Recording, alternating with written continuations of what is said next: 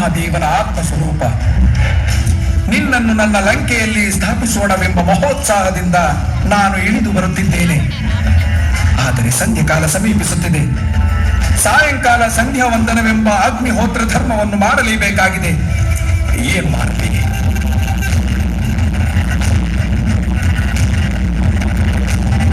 ಓ ಬಾಲಬ್ರಾಹ್ಮಣ, ನಿನ್ನ ದೃಷ್ಟಿಯಲ್ಲಿ ಶ್ರೇಷ್ಠತೆಯ ತೇಜಸ್ಸಿದೆ.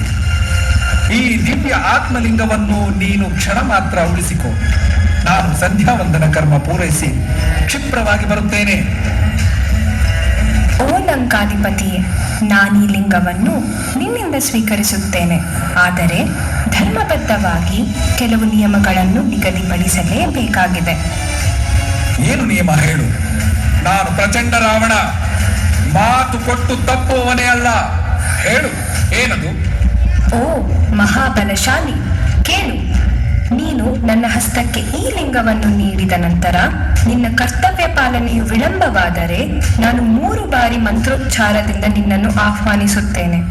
ನೀನು ಪ್ರತಿಕ್ರಿಯೆ ನೀಡದ ಸ್ಥಿತಿಯಲ್ಲಿ ಧರ್ಮ ಸಂಕಟವಿದ್ದು ನಾನು ಲಿಂಗವನ್ನು ಭೂಮಿಗೆ ಸ್ಥಾಪಿಸಲು ಮುಂದಾಗುತ್ತೇನೆ. ಮತ್ತೊಬ್ಬನು ಇಲ್ಲದಿರುವ ಈ ಕ್ಷಣದಲ್ಲಿ ನಿನ್ನಲ್ಲೇ ನಂಬಿಕೆ ಇಟ್ಟಿದ್ದೇನೆ. ನಾನು ಈ ನಿಯಮಕ್ಕೆ ಸಮ್ಮತಿಸುತ್ತೇನೆ. ಆದರೆ ನೀನಿದನ್ನು ಭೂಸ್ಪರ್ಶ ಮಾಡಬಾರದು ಬಾಲಕ. ಒಮ್ಮೆ ಭೂಮಿಗೆ ಆತ್ಮಲಿಂಗವನ್ನು ಭೂಸ್ಪರ್ಶ ಮಾಡಿದರೆ ಅದನ್ನು ಮತ್ತೆ ಕದಲಿಸಲಾಗುವುದಿಲ್ಲ. ಜಾಗ್ರತೆ. ಮಾತು ನಾನಾಡಿದ ಪ್ರಕಾರವೇ ನಡೆಯುವುದು ರಾವಣ. ನಿನ್ನ ಧರ್ಮ ಪಾಲನೆಯನ್ನು ಸಮರ್ಥಿಸು.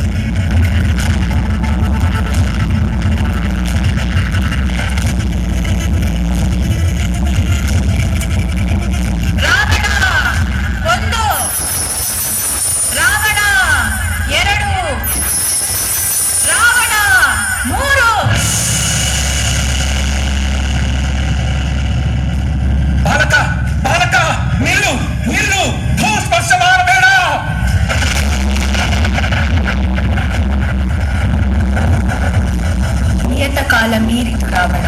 ನಾನು 3 ಬಾರಿ ನಿನ್ನನ್ನು ಕರೆದೆನು. ಪ್ರತಿಸ್ಪಂದನವಿಲ್ಲದ ಕಾರಣ ಶಾಸ್ತ್ರಸಮ್ಮತವಾಗಿ ಲಿಂಗವನ್ನು ನೆಲಕ್ಕೆ ಇಡಲೇಬೇಕಾಯಿತು.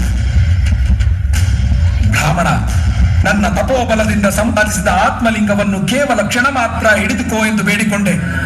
ಅದನ್ನು ಭೂಮಿಗೆ ಇಡುವಷ್ಟು ದುರಾಚಾರವೇನು? ನೀನು ಯಾರು? ನಿನಗಿಷ್ಟು ಧೈರ್ಯ ಎಲ್ಲಿಂದ ಬಂತು?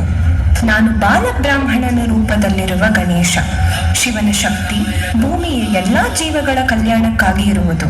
ಆದರೆ ನೀನು ಅದನ್ನು ನಿನ್ನ ಸ್ವಾರ್ಥಕ್ಕಾಗಿ ಬಳಸಿಕೊಂಡಿದ್ದೀಯ. ಪ್ರಭು, ಏನು ಹೇಳುತ್ತಿರುವಿರಿ? ಸ್ವಂತ ಸ್ವಾರ್ಥಕ್ಕಾಗಿ ಅಲ್ಲ, ನನ್ನ ಸಾಮ್ರಾಜ್ಯಕ್ಕಾಗಿ, ನನ್ನ ಪ್ರಜೆಗಳಿಗಾಗಿ ಈ ಆತ್ಮಲಿಂಗವನ್ನು ಕೊಂಡೊಯ್ಯುತ್ತಿದ್ದೇನೆ ಪ್ರಭು.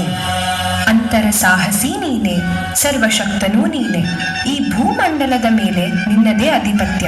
ಕುಬೇರನ ಧನವನ್ನು ನೀನೇ ಆಡುತ್ತಿರುವೆ. ಹಾಗಾದರೆ ನಿನಗೆ ಇನ್ನೇನು ಬೇಕು? ನಾನು ಅಜೇಯನಾಗಬೇಕೆಂದು ಇಚ್ಛಿಸುತ್ತೇನೆ. ಅಜೇಯನಾಗುವುದು, ಶಕ್ತಿಶಾಲಿಯಾಗುವುದು, ಈ ಎಲ್ಲ ಆಸೆಗಳು ಮಾನವನಿಗೆ ಸೇರುವುದಲ್ಲ ರಾವಣ. ನೀನು ದೇವಾದಿದೇವ ಮಹಾದೇವನ ಭಕ್ತನಾಗಿರುವೆ.